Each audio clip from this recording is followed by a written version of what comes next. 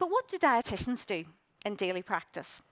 Do we actually investigate drinking behaviours of our clients? Some of us who work in a very clinical orientated world will be very key on how much fluid is going in and what is coming out. But what about our general population? What about our community populations? I want to ask you a question. Can you take just a minute and think about, and even write down on your paper, what did you drink yesterday? Okay. I want you to do something with this work at the end of it, so please write it down that you can remember.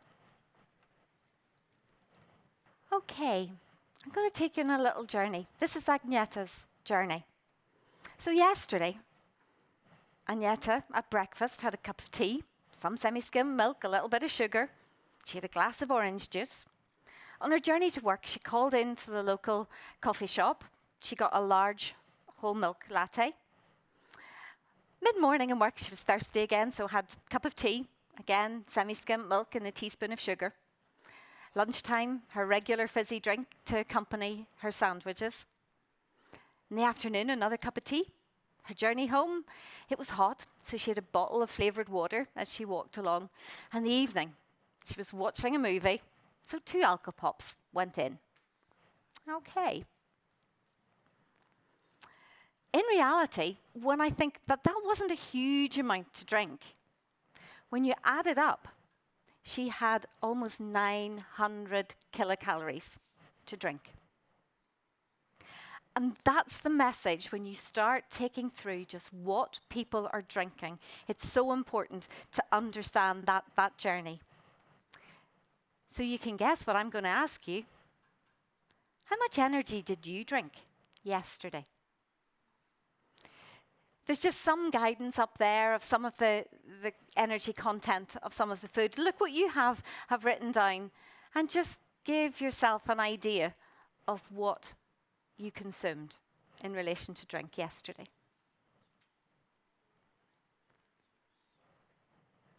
Okay. Were you surprised? I might ask just even for hands up. Were you surprised at how much you actually consumed yesterday? Nobody's going to. Somewhere. Yeah. Thank you. I'm going to ask you something else when you begin to think about what people do consume. And I'm going to ask for some of my assistants to come and help me.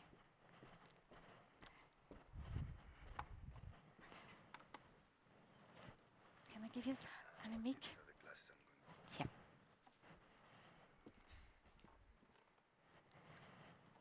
Okay.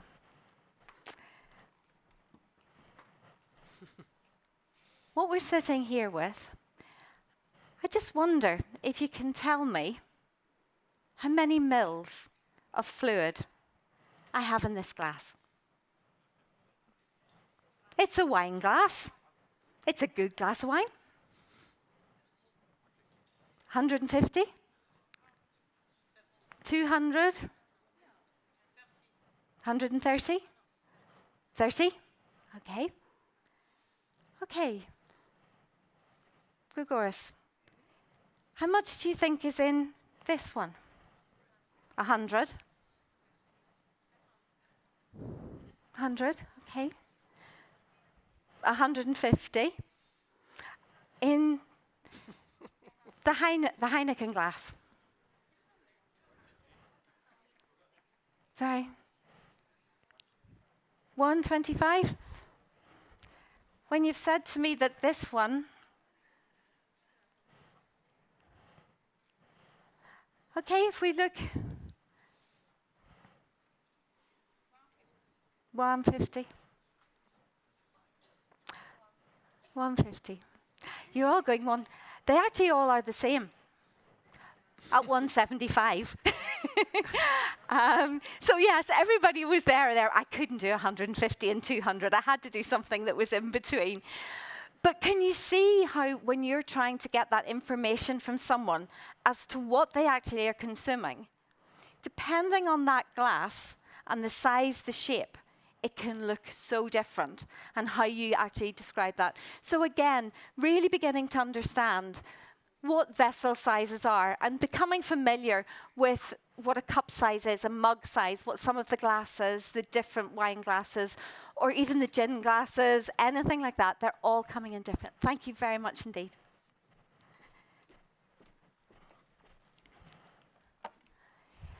And I think that basic understanding and practicality, sometimes it's very useful to actually even have different glasses and cups in, if you're in a clinic setting, for example, because you can actually show someone and to be able to visualize that and hold their hands around it, they can say, no, my cup's a lot larger than that. So again, that real learning is so vitally important if you're wanting to get the right information, because if you don't get the right information, you're going to give rubbish advice. So if we look at that general practical advice that comes through, we know if people are thirsty, they're already dehydrated. So you've got to preempt that, and you've got to put in a plan that is something that's doable, but something that people can actually do on a regular and daily basis. So obviously, from the figures that we've seen, we need most people to drink more. We don't want them to wait to feel thirsty. We want them to drink regularly throughout the day. So it's not that they're going to go, oh, do you know what? First thing in the morning, let me get X amount, let me drink it back and think that's my fluid intake for the day. They have got to space it out as that regular building block for good nutrition and healthy hydration. The dehydration, as we know and as we've said, is occurring when you have a 1% or greater loss of body weight as a result of the fluid loss.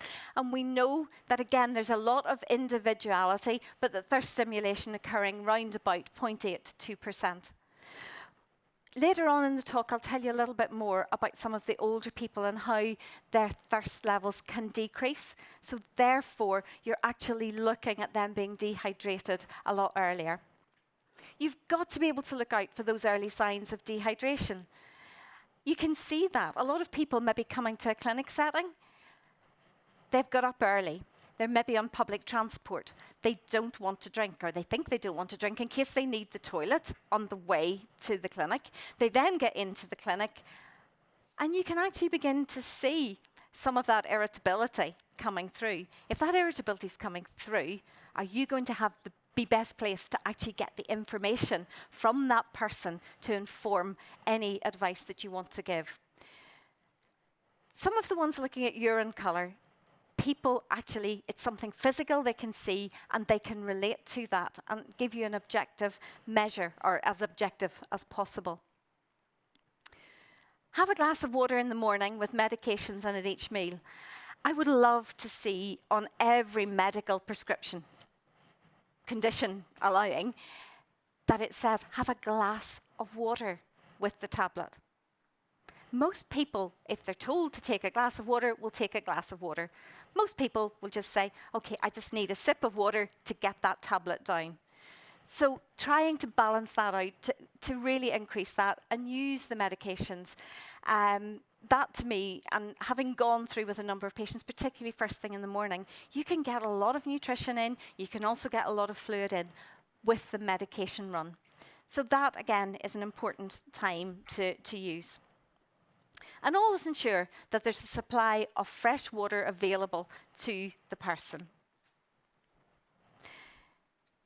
I think, as I mentioned briefly there about fluid intake and incontinence, I think one of the many reasons for avoiding fluid intake, particularly in the older person, is that they're frightened that they'll need the bathroom. But we now have the research to show that while it may take a little bit of time and a few weeks for that to sort of stabilise out, if we can actually get them to drink more and drink adequately, when they go to the bathroom, they're going to do a complete pee. They're going to void their urine. It's not going to be, do you know what, I've sort of got a UTI and I can't really pass water, but I feel I've got to go to the bathroom all the time. And that's a positive message that we can give to them. It can be more difficult when you're involving care home staff who maybe don't want to be running backwards and forwards to bathrooms to take people to the toilet. Water itself, and Natalie spoke earlier on about different ways to encourage people to enhance and increase their fluid intake. Going right through the ages, I think there's looking at the vessels again. What can be easily taken, carried with you, be that in a bottle shape, be that for some of the older people, something that's there and beside them. So, for example, sort of like a container where they've got the straw. A lot of us would use it if we're going out to do sport, that you've actually got that straw to use. Sitting there, easy access. But again, as we talk about older people, we've got to remember that some of the ability to actually be able to suck isn't as good. So small straws are very hard to actually achieve that intake. So you want to have a much larger bore straw to allow that to happen. And when we look at some of the supplementary drinks, what you're actually going to see is a small straw. So you may need to pour that drink into another container to ease the access of the fluid passage. I think my other thing that I would say is we almost assume that people, if you chill something, that you will like that, and chilling it would be good. My mother, if anything was cold, came out of the fridge, wouldn't touch it. She needed it to be at room temperature. So sometimes don't make assumptions and check just how people want to take their fluid content. If we look at caffeine, the work sort of ongoing about using the beverages, what is coming through, and a lot of people will say, but I can't drink coffee, it's a diuretic. The work that's coming through that up to 5 or 6 mugs of tea or instant coffee a day is not going to have a diuretic effect. It's when you go over that. So the habitual high consumers, those that are maybe taking more than 600 milligrams per day, should increase their water intake to counteract that diuretic effect. And for pregnant women, obviously there's other recommendations that are coming in. The one I've given, and I appreciate, is a UK one, which may vary depending on which country you're in, but being mindful of the caffeine levels that they're allowed, which may confuse what some people may think of as their fluid. Alcohol's another one. What is a diuretic effect? Yes, it has, and alcohol will have that diuretic effect when you get to a certain level. We're looking at habitual high consumers again, where we're saying they have blunted thirst responses and they should be advised to increase their water intake. But that literally is showing through that if we look at some of the areas sort of the lower strength beers, that you can drink more of those because the alcohol level is not as high as you may get if you're looking at some of the spirits. So balancing out the units of alcohol as well.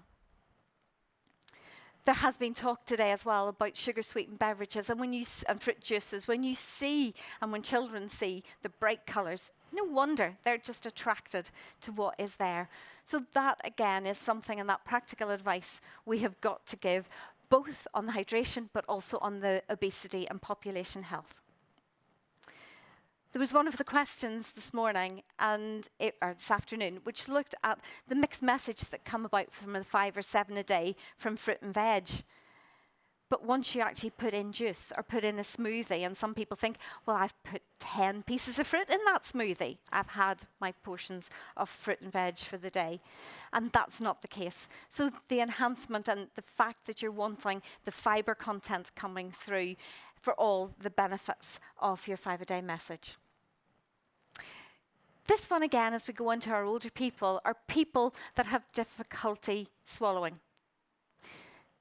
What they've got to do is eat their tea. They're not going to be able to drink it. It has got to be thickened that they're going to eat that. And that in itself, if anyone has ever tried that, is just very, very difficult. You're like eating wallpaper paste. It sticks to your mouth. People don't want and don't get that same sort of feeling. And for older people, where do they get most of their fluid? From their cups of tea and coffee. So again, we're looking at how do we enhance that intake. There's been areas where, and again, I've worked in different parts of the UK, where what we might do for some people who are having to eat their tea, we would give them a subcutaneous fluid on a regular basis if they're in a long care setting. I've also worked in other areas where they've said, no, we're not doing that. If they're that ill, we don't treat. So it's the balance of the policy, the values of the unit that you're in.